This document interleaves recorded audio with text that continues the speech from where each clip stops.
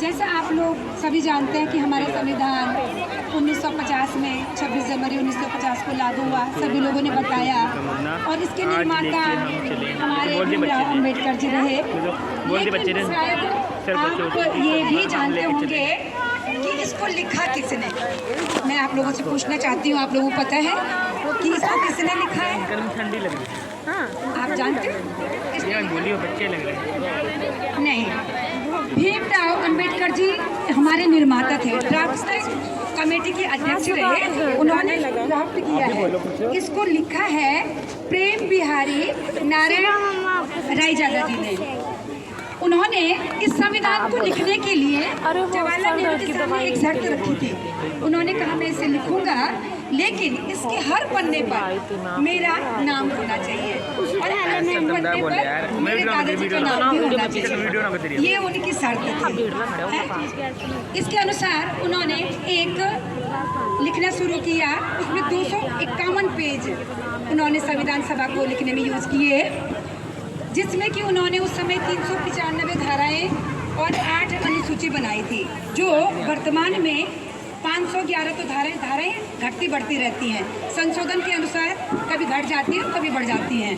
आप गूगल में सर्च करोगे तो शायद 448 ही धाराएं आएंगी, वैसे 511 धाराएं हैं और उसमें 8 अनुसूची से लेकर उसमें 12 अनुसूची कर दी गई हैं। तो इस प्रकार से हमारा संविधान नेशनल स्टेडियम जो दिल्ली में है, वहाँ पर उसकी ओरिजिनल प्रतिलिपि एक हीलियम के बॉक्स में रखी गई है, जिसमें नाइट्रोजन गैस रखी रहती है कि जिससे वो प्रतियां खराब हो। तो हमारे बच्चों को ये सब थोड़ा हमको पता होना चाहिए कि विधानसभा में वो ये हमारे संविधान में क्या क्या लिखा गया है। उसमें हमारे मौलिक अधिकार लिखे, 7 मौलिक अधिकार लिखे गए हैं। उसमें हमारे रामचंद्र जी, कृष्ण भगवान और महात्माओं की जो फ्रंट पेज में है वो उसकी प्रस्तावना में लिखा गया है। हमारी प्रस्तावना जो संविधान सभा की थी वो अमेरिकन उससे ली गई है, संविधान से जो प्रस्तावना है। ऐसे ही बहुत सारे राष्ट्रों से हमारा संविधान लिखा गया है। वो हमारे खाली भारत का संविधान नहीं है, वो बहुत जगह से उसको लिया गया है, तब जा कर के उसको संविधान हमारा बनाया गया। हमारा संविधान विश्व के सबसे बड़े लिखित संविधान में से एक है। इसके लिए हमें गर्व की बात है कि हमारा संविधान इतना बड़ा है। अब संविधान की बात तो हो गई, अब मैं आपसे कहना चाहूँगी, अभी जैसे राम मंदिर बना, राम मंदिर तो बन गया लेकिन राम राज्य नहीं आया। राम राज्य क्या होता था? एक प्रेम का प्रतीक होता था, लेकिन आज मैं देख रही हूँ कहीं प्रेम है नहीं। अगर प्रेम होता तो इतने सारे फ्लैट वाले थे, सबको नीचे होना चाहिए था। आज भावनाएं क्या है?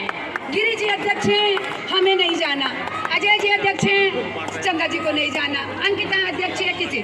तो ये राम राज्य नहीं। पहले राम राज्य का अर्थ समझ लीजिए।